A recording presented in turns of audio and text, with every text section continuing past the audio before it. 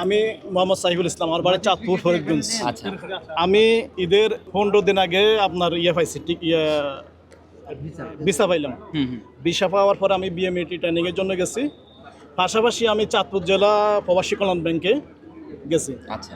প্রবাসী কল্যাণ ব্যাংক চাঁদপুর এমন এক জায়গায় অবস্থিত কোনো লোক যদি গুগল ম্যাপ না সার্চ দেয় কোনো অবস্থায় বাড়ি করা সম্ভব না। আচ্ছা। ব্যাংকের সামনে গেলেও আপনি বলতে পারবেন না এটা প্রবাসী কল্যাণ ব্যাংক। আচ্ছা।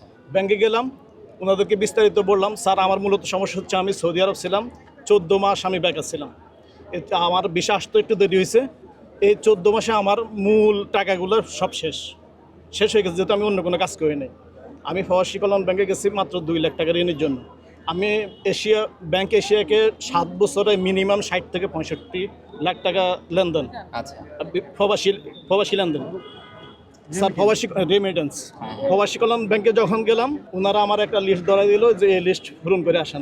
আমি 4 দিন গেলাম, পরপর 4 দিনে একই অবস্থা দেখছি। আমি যতবারই গেছি দেখলাম যত প্রবাসী যায় একটা লিস্ট ধরাই দেয়, এখানে একটা লিস্ট আছে, চার্ট আছে, এটা দেখেন, এটা পূরণ করে আসা। বেশিরভাগ প্রবাসী এই চার্টটা দেখে দ্বিতীয়বার কারোর দিকে তাকায় না, চলে যায়। চতুর্থ দিনে আমি একজন পাইছি যিনি ঋণ পাইছেন, তাও 35,000 টাকার বিনিময়ে, বুঝতে। জি।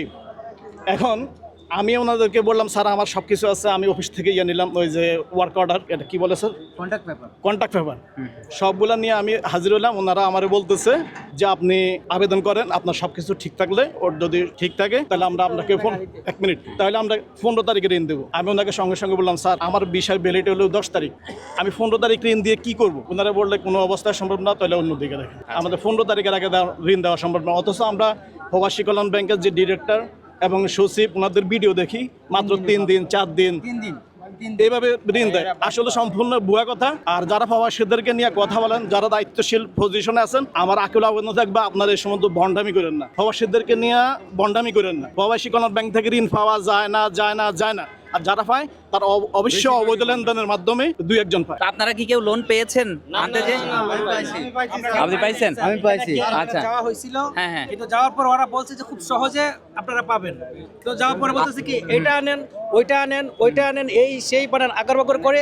আচ্ছা, আপনি কিভাবে পেয়েছেন? আমি গেলাম জামানত ব্যাংকে, জারি লাগছিল, চেক দিতে হ্যাঁ হয়েছে? জামানত চেক দিয়ে সব। আমি গেলাম, আমাকে যে পেপারসগুলো, 2 জন জামিনদার, একজন জামিনদারের 3টা চেক, জমির কাগজপত্র যা যা চাইছে, কন্ট্যাক্ট পেপার, ভিসা, টিকিট, সব কিছু আমি দিছি।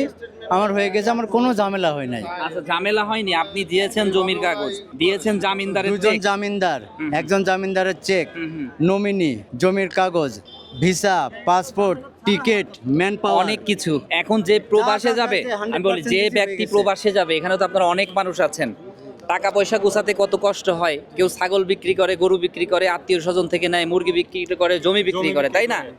এই ব্যক্তিরে কে জামিনদার হয়ে 2টা চেক দিবে? কেউ দেয়? যেমন আপনাকে দেয় নাই। আবার আমাদের একটা নিয়ম আছে যে যদি একজন প্রবাস থেকে দেশে আসে, তাকে স্বাবলম্বী করার জন্য ঋণ দেওয়া হবে।